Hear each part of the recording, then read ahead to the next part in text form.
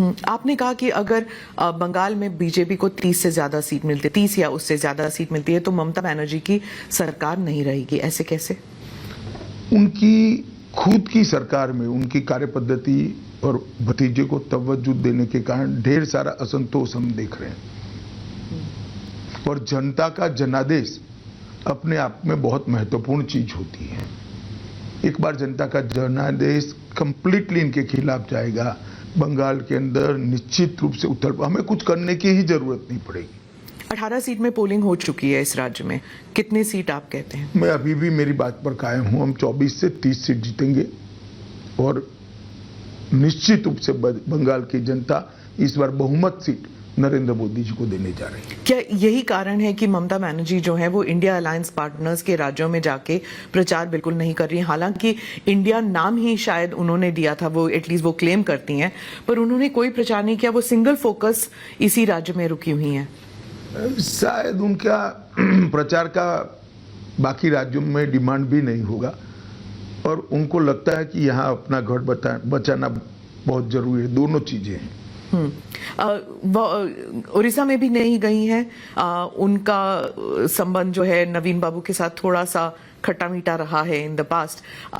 ओडिशा आप जा रहे हैं, वहां का आप बताइए कि वहां चल क्या रहा था, क्योंकि नवीन बाबू जो हैं वो अपना प्रीवियस रिकॉर्ड तोड़ना चाहते हैं। साइमल्टेनियस इलेक्शंस हो रहे हैं वहां पर, तो बीजेपी का क्या वहां पे क्या रणनीति है? देखिए स्मिता जी, एक बात समझ लीजिए, ये बात को नवीन बाबू ने भी स्वीकार करना चाहिए कि ओडिशा देश के बाकी हिस्सों की कंपैरिजन में इतना विकसित नहीं हुआ जितना बाकी के स्थिर सरकारों वाले राज्यों का विकास हुआ है। चाहे गुजरात हो, महाराष्ट्र हो, मध्य प्रदेश हो, छत्तीसगढ़ हो, उत्तर प्रदेश हो, हिमाचल हो, वहां इतना विकास नहीं हुआ है। पर 15 साल तो स्थिर सरकार थी वहां पे, फिर भी नहीं हुआ। इसलिए जनता बदलाव चाहती। एक दूसरा, मैं मानता हूं कि ओडिशा के प्राइड का मुद्दा भी बहुत महत्वपूर्ण हुआ है। लोगों को कहीं ना कहीं लगता है कि नवीन बाबू के पीछे से सरकार कोई और चला रहा है। ओडिया भाषा, ओडिया कल्चर और ओडिया साहित्य और कला, इसके प्राइड का इश्यू बहुत बड़ा हुआ है।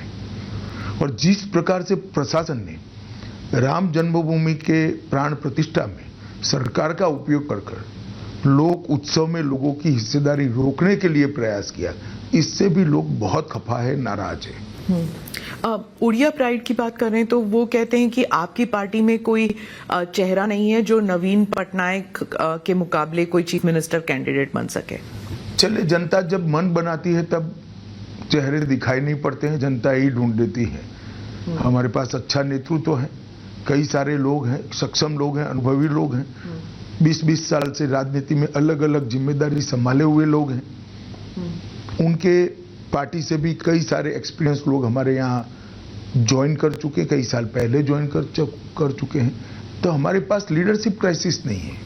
बिहार में क्या आपको गठबंधन का नुकसान होगा या फायदा? क्योंकि एंटी इनकम्बेंसी नीतीश कुमार के अगेंस्ट काफी दिख रहा है ग्राउंड पे।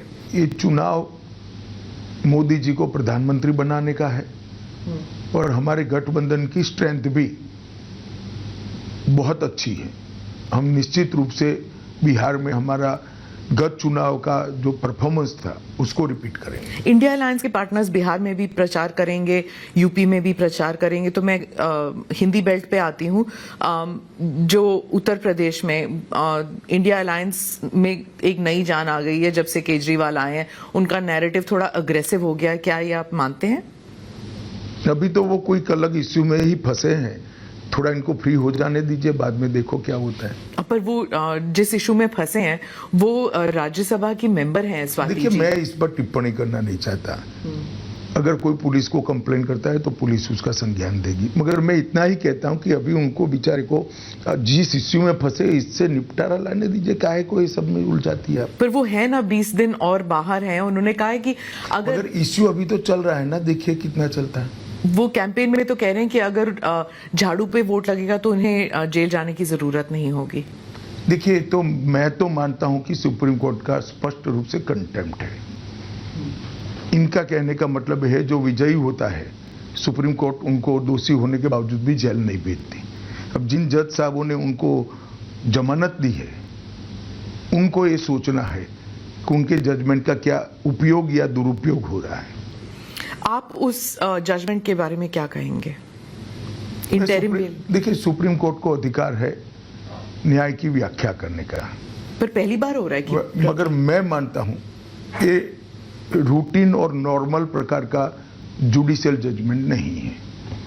काफी लोग देश में मानते हैं कि स्पेशल ट्रीटमेंट दिया गया है। केजरीवाल जी कह रहे हैं कि आप लोगों ने इतने कैमरा लगाए हुए थे, पीएमओ तक में कैमरा का एक फीड जा रहा था, वो सब देख रहे थे कि ये केजरीवाल जी टूटते हैं कि नहीं, और वो कह रहे हैं कि मैं टूटा नहीं हूं और वो बीजेपी मेरे से इतना डरती कैमरा है। लगाए हैं तिहाड़ में?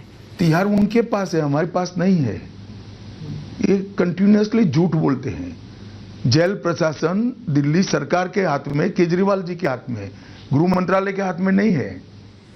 पर वो मतलब दिन में कम से कम 3 बयान आते हैं केजरीवाल जी से, और उन्होंने इंडिया अलायंस का नैरेटिव कब्जा कर लिया, क्योंकि वो कहते हैं पहले कि प्रधानमंत्री फुल टर्म नहीं रहेंगे तो मोदी की गारंटी नहीं, वो अमित शाह जी की गारंटी बन जाएगी क्योंकि कमान आप संभालेंगे। चलिए, आप इतने सीरियसली ले रहे हैं, वो सिर्फ 22 सीट लड़ रहे हैं देश में।